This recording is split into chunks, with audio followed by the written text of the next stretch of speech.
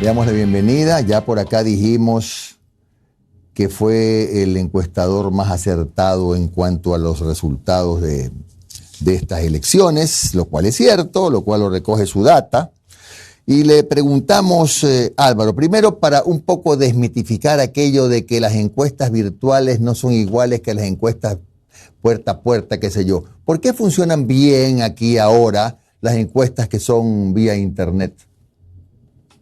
Muy buenos días, Jimmy. Como siempre, muchas gracias por la invitación. Un placer estar aquí con tu audiencia. Como sabes, estas encuestas digitales no son nuevas. Llevamos ya varios años haciéndolas. En concreto, este es el cuarto año que las hacemos en Ecuador. Y no es que solo hayan funcionado ahora, también funcionaron en 2021, funcionaron en las elecciones seccionales. Y hay varios motivos. Y de hecho, esto se ha recogido de manera académica. Las encuestas digitales tienen una clave, una ventaja sobre todo principal. Y es que cuando nosotros llegamos a la gente, no llegamos en una situación intrusiva. Por ejemplo, ahora mismo estamos en una situación de inseguridad grave en el país. Nosotros no llegamos tocando la puerta y dejando la puerta abierta de las casas o no somos una persona desconocida que puede a lo mejor causar algo de inquietud en una encuesta. Entonces nosotros llegamos a través de canales digitales, a través de mail, a través de otras maneras, y lo que conseguimos es llegar en un momento de tranquilidad, de confort e incluso de aburrimiento en las personas. Entonces, esto nos garantiza entrar con, vamos a decir, entrar sin que nos abran la puerta, entrar de una forma suave y sobre todo, vamos a decir, con la tranquilidad de que no va a haber ninguna inseguridad por responder a nuestras encuestas. Por ejemplo, hay muchos barrios que ahora mismo están con un nivel de conflictividad alto en el país. Entonces, estos barrios quizás están recibiendo menos visitas, son zonas muy pobladas, son zonas muy, vamos a decir, marginadas también por la propia sociedad. Entonces, nosotros de una forma aleatoria sí que conseguimos llegar a todas las zonas del país y sobre todo lo que hacemos es llegar de una manera mucho más rápida, lo cual nos permite tener resultados el mismo día que corremos. Como hemos visto, ha habido una volatilidad inmensa. Cuando hemos hecho una evaluación de cuántos puntos de voto cambió, hemos visto que se movieron 170 puntos de voto desde la primera encuesta que hicimos. Es decir, prácticamente la población ha cambiado 2 veces de opinión. Es algo que o lo vas midiendo muy en directo o que una encuesta de hace 2-3 días, cuando se ha podido hacer el trabajo de campo, el día que la estás presentando ya prácticamente no serviría. Claro. Ahora, un poco para ir analizando paso a paso, ¿no? Yo decía hace un momento, Álvaro, no sé si me escuchaste, que hubo dos instantes, con dos detonaciones que armaron y desarmaron la asamblea. La una, el asesinato de Villavicencio, y el otro momento, el post-debate de Noboa. Y digo yo que la asamblea que tenemos hoy día a lo mejor no es la misma que habríamos tenido antes del asesinato de Villavicencio. ¿Es correcta la apreciación? Es perfectamente correcto. La campaña electoral tuvo varias fases. Una fase inicial en la cual podíamos ir viendo que el correísmo iba con una pendiente bastante fija, bastante estable, en la cual iban creciendo a su ritmo, independientemente de lo que estaba pasando con, con las demás fuerzas políticas. Al inicio estábamos eligiendo, déjame llamarlo, entre lo viejo conocido. Estaba así el correísmo en primer lugar, Otto Sonnenholzer, que era ex vicepresidente, en segundo lugar, y en un tercer lugar, Jakub Pérez. Es decir, los 3 candidatos que ya eran conocidos de la campaña anterior iban más o menos estables, con el correísmo subiendo. Cuando llegamos justo al asesinato de Agustín Intriago, aquí empezamos a ver también otro detonante. Aquí el detonante es que Jan Topic empieza a subir de una forma primero suave y luego prácticamente con un ángulo de 45 grados, a una velocidad bastante alta. En este momento el correísmo estaba rozando el ganar en una sola vuelta, llegó a un pico de casi 42%, pero el siguiente pico lo marca, el siguiente hito lo marca el asesinato de Fernando Villavicencio. Aquí Jan Topic había llegado con el 17% justo a la encuesta, el 16% justo a la encuesta anterior, hablamos de voto directo, y tras el asesinato de Fernando Villavicencio sube 6 puntos. El mismo momento en el cual el correísmo cae algo más de 6 puntos, acelerando ya su caída, Y aquí también tenemos otro hito que a muchos se le ha pasado desapercibido, y es que tras el asesinato de Villavicencio sube 6 puntos, algo más de 6 puntos. Entonces aquí ya teníamos un tridente, un primero, segundo y tercero, que ya empezaba a variar de lo que teníamos en la primera fase. En la primera fase eran Luisa Otoyaku, ahora estábamos con Luisa, Topic y Villavicencio. Claro, todo esto de asesinatos de candidatos, asesinato de líderes políticos, inseguridad en las calles, lo que estaba realmente causando era un temblor en el estómago de las personas. Estaban sintiendo miedo, estaban conmocionados, estaban de duelo. La población ecuatoriana estaba de duelo y nadie le daba las condolencias. Entonces, como todo era tan rápido, todo seguía pasando, todo seguía su curso y nadie nos decía todo va a estar bien. Entonces, lo único que podíamos fijarnos era en buscar opciones nuevas de candidatos. Y justo esto es lo que pasó en el debate presidencial. Claro, ahí hubo el asesinato de las encuestas, pues, ¿no? En el debate, ahí el postdebate fue el asesinato de las encuestas, porque cambió todo también, ¿no? Cambió todo, volvió a cambiar todo. Es decir, hemos tenido, como te decía antes, prácticamente las personas han cambiado 2 veces de voto, 1,7 veces desde la primera encuesta. Es decir, es algo verdaderamente drástico.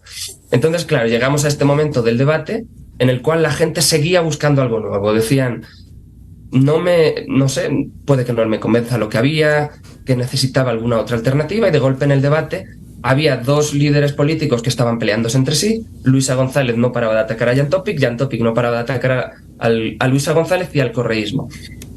Entonces, claro, ante este malestar, porque la gente lo que quería es que se acabasen también las peleas, porque al final las peleas entre candidatos es una forma de violencia, como lo es una forma de violencia lo que estaba pasando en las calles. Así que, pues de golpe vieron a un candidato que su lenguaje corporal, además, su lenguaje, por así decirlo, silencioso, pues partía de un chaleco antibalas en el debate, el único que lo llevaba. Quizás fue intrascendente en el propio debate, no hubo debate en torno al chaleco. Sin embargo, en el postdebate, en lo que la gente habla una vez que se termina, lo que van comentando, lo que luego también se habló en las tertulias periodísticas, pues ahí sí empezó a surgir con fuerza el propio chaleco que llevaba.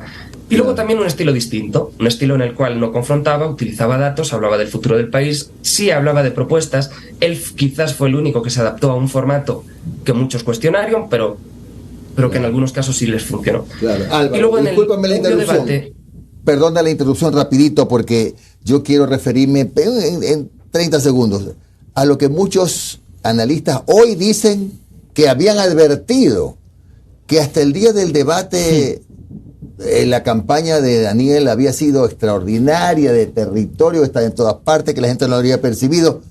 En todas las encuestas, hasta en las tuyas, estaba en un 3-4%.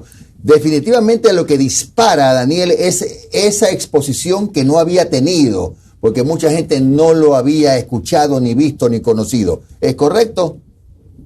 Sí, hasta el debate Daniel Noboa se había movido en voto válido entre el 4 y el 6%. Efectivamente, eso es correcto. Él estaba haciendo una campaña quizás territorial, extendiendo su área de influencia desde su provincia bastión, que es Esmeraldas, y desde ahí iba extendiéndose a, sobre todo, la zona sur de Manabí, la zona norte de Guayas, la zona norte de Los Ríos, iba creciendo de una manera radial. En estas provincias ya llegaba a tener porcentajes superiores al 10%, pero todavía no llegaba a provincias como Pichincha o Santo Domingo, por ejemplo, ¿no? Es a raíz del debate cuando su conocimiento también se dispara y obviamente su intención de voto, que prácticamente sube 15 puntos en 2 días. Esto es algo también drástico.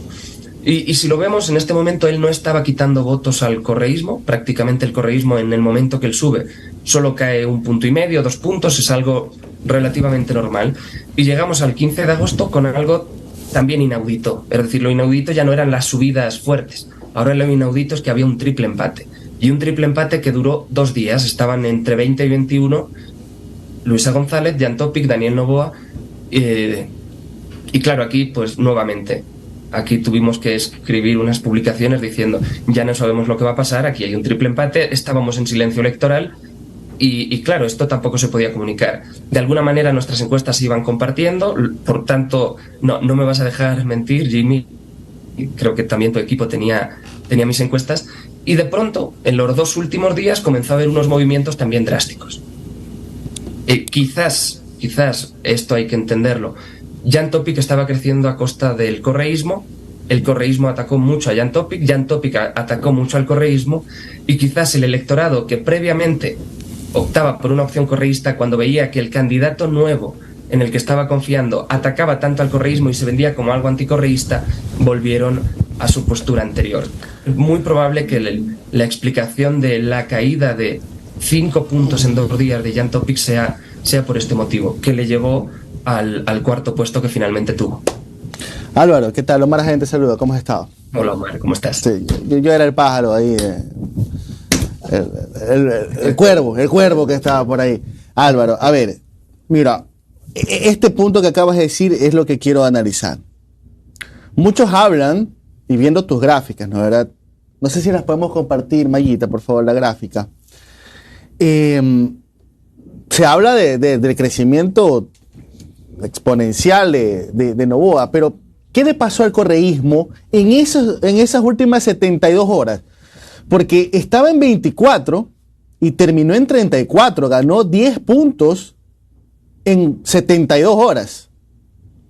Ganó 30, ganó sí, porque estaba, a ver, según tu gráfica, aquí está la línea de 25, 20, exacto, 24. 16 de agosto, a 4 días antes de las elecciones, estaba en 4 y termina en 34. Sí. Termina en 34, sí, que también son 10 puntos, que uno dice, a ver, ¿qué pasó ahí? Porque, a ver, venía después de Villavicencio, yo creo que también el tema de Villavicencio se enfrió un poco. Y el tema también del debate, que también fue criticada, pero yo veo que en el debate presidencial como tal no es que tuvo una gran afectación en comparación a lo de Fernando Villavicencio. Que ese crecimiento también de 10 puntos debe tener un porqué. Esto no es decir, esto requiere un análisis más profundo, pero podemos ver que Luisa González subió 9 puntos en esos días y Jan Topic cayó 9 puntos en esos días. Es que prácticamente cada voto que estaba perdiendo Jan Topic lo estaba recuperando Luisa. Y hay un ejemplo. Mira, en Manabí, el último día, Jan Topic cae 10 puntos. En un solo día en Manabí. Y Luisa en un solo día en Manabí sube 9 puntos. Para que te hagas una idea de la correlación tan fuerte o tan estrecha que había entre lo que iba cayendo Jan Topic y lo que iba subiendo Luisa. O sea, Topic tenía un voto... pelea final. Topic tenía un voto blando correísta. El voto blando que el correísmo estaba perdiendo y estaba recuperando Jan Topic por esos ataques que hizo en la fase final, no al correísmo, sino a Rafael Correa, pues sí que le pasó factura. Perfecto. Ahora, y tengo que hacerte esta pregunta, que yo creo que es la pregunta que todo el mundo se hace. A ver, subir 15 puntos en 48 horas. A ver, yo te entiendo que, puchica, si se hubiera venido una mezcla de Alan García con Aznar y con los grandes oradores de todo, pero cuando la verdad, Daniel Noboa tuvo una buena participación, tampoco es que fue totalmente brillante. ¿No es esto también señal de la poca fidelidad del voto que se tenía hasta la fecha? A ver, permíteme. El debate fue el 13 de agosto. El 13 de agosto. Hasta ese momento la fidelidad del voto era un coqueteo del electorado. Fue un coqueteo una semana con Sonneborn, un coqueteo una semana con Topic, después fue un coqueteo con Noboa, volvimos con Topic, después con Noboa y terminó siendo los resultados finales, ¿no? ¿Verdad? Efectivamente, esto no se puede explicar sin el contexto social o de inseguridad que estábamos viviendo. Como os decía al inicio, la gente estaba con el estómago roto.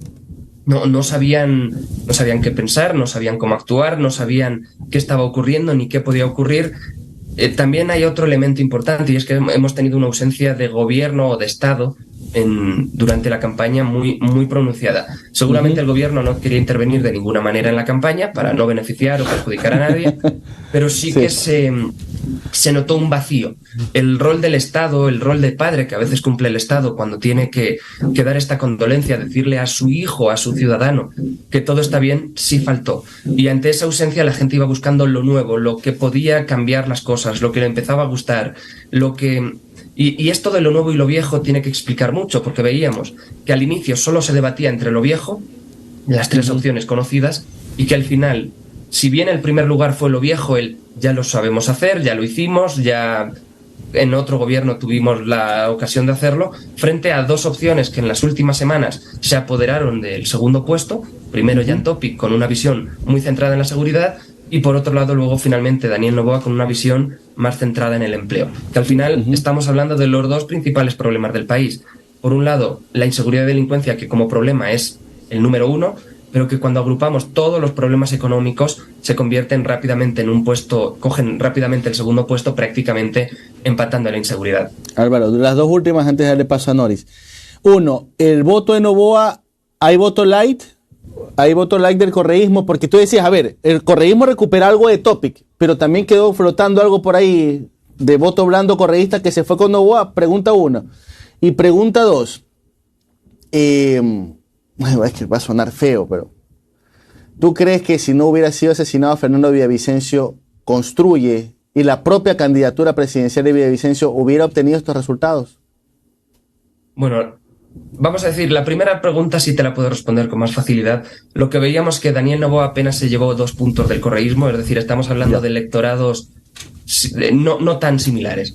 Ahora, la segunda pregunta es más compleja porque habría cambiado toda la segunda o toda la parte final de la propia campaña. Lo que veíamos es que el correísmo, justo antes del asesinato de Fernando Villavicencio, porque ese mismo día terminamos una encuesta sin recoger los hechos de la tarde, lo que vimos ese día es que el correísmo por primera vez empezaba a perder votantes. ¿Qué había pasado esos días previos? El candidato a vicepresidente había hablado de los ecuadólares.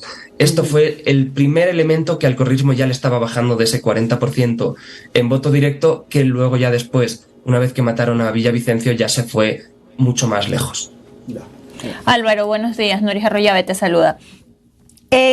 Ya ahora hablando de la segunda vuelta, entendiendo que estos dos actores polarizan de alguna u otra forma sus discursos y sus propuestas incluso, ¿cómo crees tú que se va a conformar el escenario del electorado? ¿Qué espera el electorado? ¿Y qué se está escuchando en esta escucha digital que tú haces? ¿Qué es lo que más espera, más allá de la seguridad, que ya sabemos, tal vez cómo se lo dicen?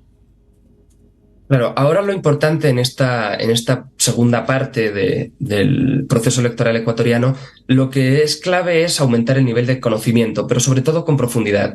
Estamos hablando de que tanto Luisa González como Daniel Noboa tienen un conocimiento efectivo de aproximadamente el 60%.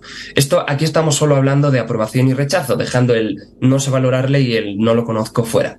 ¿Qué significa esto? Que el 40% de la población no sabe o no tiene claridad de estos dos candidatos. No necesariamente el 40% de ambos, pero sí que también incluso hay un porcentaje de aproximadamente el 18% que no conoce bien o no sabe valorar a ambos. Es decir, estamos ante un conocimiento frágil. Quizás Luisa González, su conocimiento se basó mucho en el partido que le apadrina, en las figuras políticas que lideran esa fuerza política, y en el segundo caso tenemos elementos que sí son anclas con el pasado, como el apellido del candidato, que le relaciona con su padre, que aparte de ser el empresario, uno de los empresarios más importantes del país, también es un líder político que fue candidato numerosas veces y que siempre ha tenido una votación razonable. Pero luego también a la imagen que él transmitía, la imagen de juventud, la imagen quizás fresca y alejada de la pelea, que quizás ahora se ha introducido en la pelea. Entonces son elementos que vamos a ir viendo de cara a la segunda vuelta, que en esencia resultarán en el ya lo sabemos hacer, lo viejo, lo ya conocido, o el hay otra forma de hacerlo, que es lo nuevo, que es lo que representará Daniel Noboa. Álvaro, en el debate presidencial que se vio, la actuación de algunos líderes políticos y candidatos no fue la mejor, y eso tal vez hizo que Daniel Noboa despunte. Yo uso una frase al interno y digo, en el reino de los ciegos a veces el tuerto puede ser rey.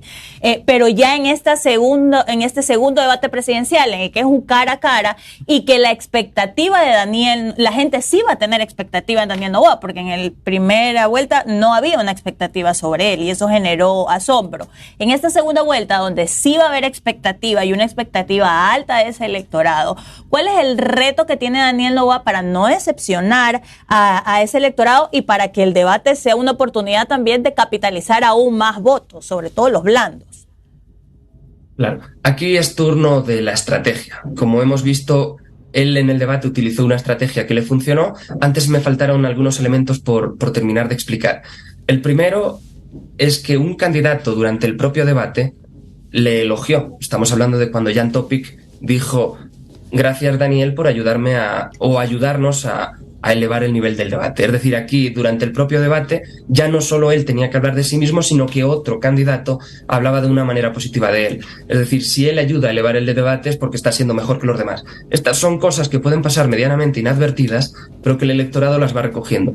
Y luego otro elemento, y es que no sé si fue el día siguiente o 2 días después, el expresidente Rafael Correa salió a decir en una entrevista el ganador del debate fue Daniel Noboa y además explicó por qué. Es decir, de nuevo una figura política muy fuerte y muy reconocida, que tanto sus fans como sus no fans le siguen de igual manera, empezaba a decir que una figura ajena a su partido había destacado. Álvaro, te interrumpo ahí, disculpa, porque tú no crees que tal vez fue parte de la estrategia del correísmo, entendiendo que Jan Topic le quitaba votos directamente a ellos y Daniel Noboa no. Una segunda vuelta, Luisa González, Daniel Noboa, es completamente distinta a Luisa González, Jan Topic. Definitivamente, y de hecho podemos entender que el correísmo esto lo vio como un error, porque en el momento que vio la subida tan pronunciada de Noboa, el propio expresidente dijo que el ganador del debate fue Jan Topic, es decir, ya estaba dándole cambiando el ganador del debate a uno que estaba ya empezando a decrecer. De hecho, el decrecimiento de Noboa se produce justo hasta antes del debate, ya empezaba a caer ligeramente y vimos que desde el propio debate nunca consiguió mantener la votación del día anterior. Es decir, entró en una senda de caídas que no consiguió. En este caso, seguramente, Daniel Noboa sí recogió algo de voto, pero lo que veíamos es que sobre todo se lo estaba yendo al correísmo. Álvaro, ¿qué importante ha sido en la participación de Daniel Noboa la esposa? Se dice que fue la segunda más buscada en Google después de del anuncio de la primera vuelta, y también al ser una influencer, trabajar y entender cómo las redes sociales, cómo conectan las redes sociales, es un bonus, por decirlo de alguna forma, que tiene Daniel Noboa y que no ha logrado el correísmo conseguir ese actor externo que esté al lado de la candidata. ¿Cómo lo ves tú y cómo se ve en esa escucha ciudadana digital que hacen? Sí, definitivamente el trabajo de influencer es clave. De hecho, es muchísimo más importante para una campaña tener a un influencer durante toda la campaña haciendo un apoyo, aunque sea un apoyo secundario, como puede ser el de su esposa, que siempre estuvo con él. No es lo mismo como cuando aparecen con Logan un día o cuando aparecen con otro influencer otro día, que sobre todo además estos influencers están con varios candidatos, incluso pueden estar en la segunda vuelta en distintos momentos con ambos. Entonces el trabajo de los influencers sí es algo destacable y de hecho lo que veíamos, como tú misma indicabas, cuando durante el propio debate Daniel Noboa se convirtió desde el propio debate hasta el final en el candidato más buscado durante todo el tiempo, veíamos que las búsquedas complementarias, las búsquedas que también hacen cuando buscan Daniel Noboa, era efectivamente el de su esposa. Claro. La última consulta, Álvaro, nos quedaríamos hablando media hora más, pero no hay tiempo. Hemos hablado bastante de Daniel Noboa. ¿Qué debe hacer Luisa González para recuperar ese voto blando o ese voto que derivó en otras candidaturas o que se fue con Noboa, para recuperarlo? ¿En qué tiene que cambiar su campaña? Claro, el correísmo debe analizar 2 momentos. Primero, el electorado que tenía antes de la muerte de Villavicencio, porque desde ahí tienen una caída exactamente de 15 puntos. Estamos hablando de una caída en voto válido drástica. Tienen que analizar cómo eran o quiénes eran este 15% del electorado que cambia de opinión, y también cómo de alguna manera consiguen recuperar 9 puntos. Estos 2 momentos, analizar por qué caen, cómo caen, a quién pierden, y por otra parte analizar a quién recuperan y de una forma más cualitativa también entender por qué los recuperan, va a ser clave para que ellos no solo puedan llegar a ese techo que ya tuvieron de casi el 42%, sino tratar de subirlo por encima para llegar al objetivo final, que para ellos era subir del 50%. Álvaro, ¿y cómo conectan con los jóvenes? Porque uno de los retos del correísmo siempre ha sido conectar con ese electorado. ¿Cómo hacen, sin decirles ya lo hicimos, a muchos jóvenes que no recuerdan porque no tienen esa comparación? Sí, efectivamente. Durante bastante tiempo de la campaña el correísmo era la fuerza más votada entre los jóvenes. Sin embargo, con la subida de Jan Topic, él se convirtió en el rey del voto joven, ¿no? Llegamos hasta un 37% en voto directo entre jóvenes, que eso equivaldría a algo más de del 40%, fijaros, entre el voto válido. Pero definitivamente hay que analizar muy bien el voto joven, no solo por ponerse unas gafas de un cantante vamos a abstener a este voto joven, sino que hay que hacer análisis, hay que investigar cuantitativa y cualitativamente qué es lo que quieren los jóvenes, qué es lo que esperan los jóvenes, porque al final estamos hablando de un público menos informado, que tiene menos interés por la política, que no sabe lo que hizo el gobierno del correísmo, eran muy jóvenes, no se acuerdan, para ellos lo que hubieran hecho ya estaba normalizado en su crecimiento, en su juventud, por tanto tienen que entender de qué manera ellos quieren recibir el mensaje, no necesariamente lo quieren recibir en TikTok bailando o menos en Twitter peleando, entonces tienen que entender qué es lo que quieren, cómo lo quieren y tratar de llegar de la mejor manera. Gracias a Álvaro Marchante, eres un especialista en campañas políticas, gerente de Comunicaliza, que fue la empresa más acertada.